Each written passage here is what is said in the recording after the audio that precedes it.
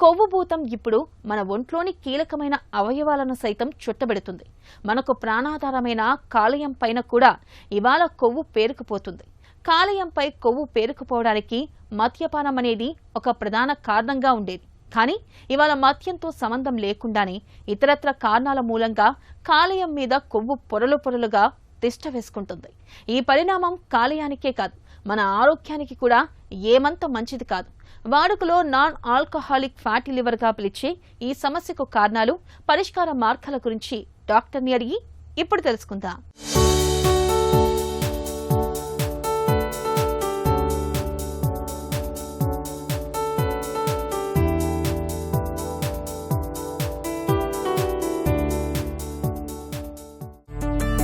మద్యం అలవాటు లేకపోతే కాలేయం సురక్షితమని అనుకోవచ్చా?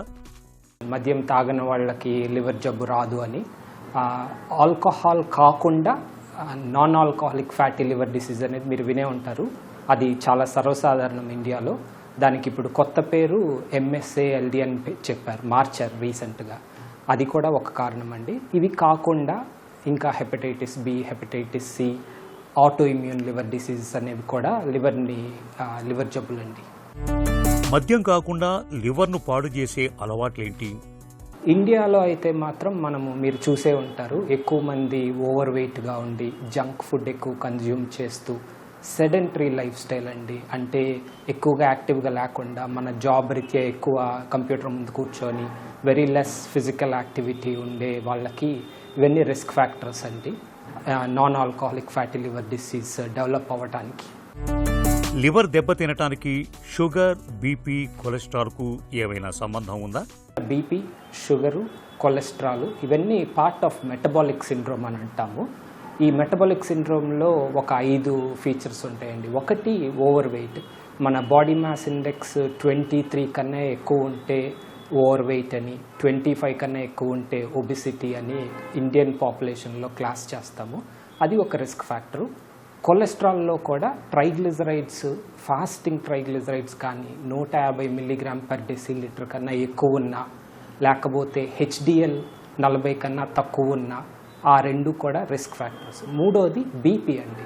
It's quite important. 135/85 కన్నా ఎక్కువ బీపీ ఉంటే అది ఒక రిస్క్ ఫ్యాక్టర్.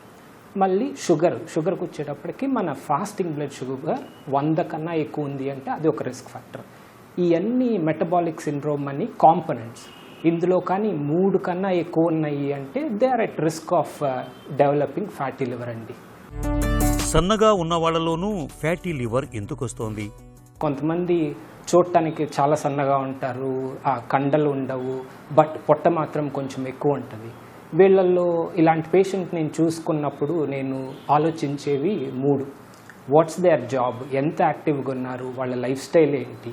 రెండోది డయట్ ఏం తింటున్నారు, డీటెయిల్డ్ డైటరీ హిస్టరీ తీసుకుంటామండి. థర్డ్ది ఏంటి అంటే very rarely they can have ఒక అండర్లైన్ జెనెటిక్ కండిషన్ ఉందండి, PNPLA3 అని. ఇది మన ఇండియాలో ఎక్కువ అండి, వెస్ట్రన్ పాపులేషన్తో కంపేర్ చేస్తే. ఇవి ఆలోచిస్తామన్నమాట. వీటి గురించి పేషెంట్ కనిపించినప్పుడు మనకి ఇవి ఏమైనా ఉన్నాయా, ఇది ఎలా డీల్ చేయాలనేది చూస్తాం. పైకి లక్షణాలు కనిపించకుండానే కాలేయం దెబ్బతింటుందా? లివర్ జబ్బు మెయిన్ దీన్ని సైలెంట్ డిసీజ్ అంటారు. ఎందుకు అంటే మీకు లివర్ ఫంక్షన్ టెస్ట్ ఎక్కువ ఉన్నా సరే చాలామంది పేషెంట్స్లో అసలు లివర్ ప్రాబ్లం ఉందని వాళ్ళకి తెలియదు. అది పరీక్షలు చేసుకున్నప్పుడు మాత్రమే బయటపడుతుంది.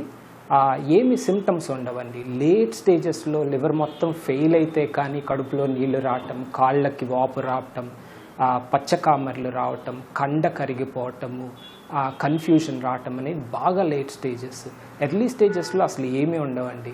చాలా అరుదుగా కొంతమంది పేషెంట్స్ మాత్రం ఫ్యాటీ లివర్ ఉన్నోళ్ళు right side of the abdomen కొంచెం వేగ్గా పెయిన్ ఉందంటారు, కానీ ఇంకేమీ లక్షణాలు ఉండవండి.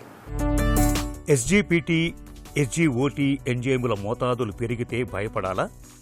SGPT, SGOT అనేవి 2 లివర్ బ్లడ్ టెస్ట్లు అండి. అవి నార్మల్ లెవెల్లో ఉండాలి. ఒకవేళ కొంచెం పెరిగినాయి అంటే డాక్టర్ ముందు ఆలోచించేది ఏంటంటే ఇవి ఎందుకు పెరిగినాయి, వీటి వెనకాల కారణం ఏంటి, what can we do about them. So అవి కొంచెమే పెరిగినాయే కదా అని దాన్ని ఏమీ టెస్టులు చేయకుండా లివర్ స్పెషలిస్ట్ చూడకుండా ఉండడం మంచిది కాదండి. అవి ఎందుకు పెరిగినాయి, వాటిని ఏం చేస్తే మనం తగ్గుతాయి, దానివల్ల ఏమన్నా ఇప్పటివరకు ఉన్న లివర్ పైన డ్యామేజ్ ఏమైనా ఉందా, ఆ 3 కనుక్కోవాలండి. మద్యం తాగని వాళ్ళు ఎప్పుడు కాలేయ పరీక్షలు చేయించుకోవాలి? మద్యం తాగని వాళ్ళు అంటే మనము ఈ మధ్య రోజుల్లో ఎక్కువ మంది కార్పొరేట్ సెక్టర్లో పనిచేసే వాళ్ళు ఇయర్కి ఒకసారి వెల్నెస్ చెక్లు వాళ్ళ కార్పొరేట్ జాబ్స్ వాళ్ళు ఆర్గనైజ్ చేస్తున్నారు. లేదంటే మనమంతటా మనమే న్యూ ఇయర్ తర్వాత హెల్త్ చెకప్ చేయించుకుంటామని ఈ రోజుల్లో చూసుకుంటున్నాం. అలాంటి వాళ్ళు లివర్ బ్లడ్ టెస్టులు కూడా part and parcel of health checkup ఉంటుందండి. అది చేయించుకున్నాం అనుకోండి, దాంట్లో ఏమన్నా లివర్ బ్లడ్ టెస్టులు తేడాగా ఉన్నాయా, లివర్ హెల్త్ ఎలా ఉంది అనేది తెలుస్తుంది. మిగతా వాళ్ళు కూడా ఈ సెక్టర్లో పనిచేయని వాళ్ళు, మామూలు వాళ్ళు, వయసు 30 ఏళ్ల తర్వాత ఉన్న వాళ్ళు, సంవత్సరానికి ఒకసారి ఫుల్ హెల్త్ చెక్ చేయించుకున్నా, లేకపోతే liver, kidney blood test, full blood count ఎక్కడైనా ఇంటి దగ్గర ఉన్న ల్యాబొరేటరీలో చేయించుకొని ఒకవేళ అవి తేడాగా ఉంటే మాత్రం లివర్ స్పెషలిస్ట్ని చూడటం మంచిదండి. కాలేయ జబ్బు పూర్తిగా తగ్గే అవకాశం ఉందా? కాలేయ జబ్బులో స్టేజెస్ ఉంటాయండి. ఫైబ్రోసిస్, లేట్ స్టేజ్ సిర్రోసిస్ అంటామండి. ఈ సిర్రోసిస్ కానీ వచ్చింది అంటే ఇట్స్ వెరీ రేర్ దాన్ని బాగుపరచడం అనేది. బట్ ఫైబ్రోసిస్ ఎర్లీ స్టేజ్లో ఉంటే మాత్రం కారణం ఏంటో తెలిసి ఆ కారణానికి ట్రీట్మెంట్ కానీ తీసుకున్నామంటే ఆ ఫైబ్రోసిస్ అనేది తగ్గుద్దండి. సో ఒక్కొక్క జబ్బుకు ఒక్కొక్క రకంగా ఉంటుంది. మద్యం తాగే వాళ్ళు మాత్రం ఆల్కహాల్ కంప్లీట్గా నిలిపేశారు అంటే liver will repair it self. అదే హెపటైటిస్ బి జబ్బు ఉన్న వాళ్ళు హెపటైటిస్ బి మందు లైఫ్ లాంగ్ తీసుకుంటున్నారు అంటే ఆ ఫైబ్రోసిస్ ఇంప్రూవ్ అవుద్ది. ఫ్యాటీ లివర్ మద్యం తాగని వాళ్ళు మాత్రం ఎక్సర్సైజు, డయటరీ చేంజెస్, మందులు లివర్ స్పెషలిస్ట్ ఇచ్చేవి తీసుకుంటే ఫైబ్రోసిస్ డెఫినెట్గా తగ్గుద్దండి. కాలేయాన్ని ఆరోగ్యంగా ఉంచుకునేందుకు రోజు తీసుకోవాల్సిన జాగ్రత్తలేంటి? క్యాలరీస్ తగ్గించాలండి.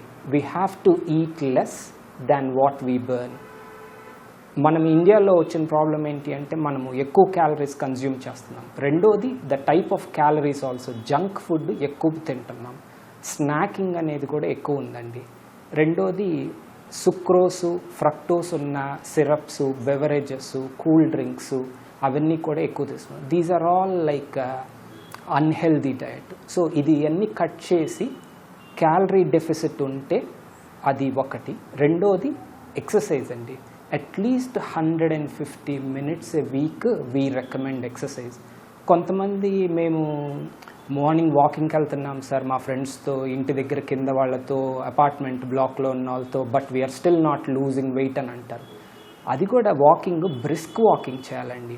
బ్రిస్క్ వాకింగ్ అంటే ఏంటి అంటే మనం నడిచే పక్కనున్న వ్యక్తితో మాట్లాడాలి అంటే కొంచెం స్ట్రగుల్ అవ్వాలి, అంత స్పీడ్గా నడవాలి.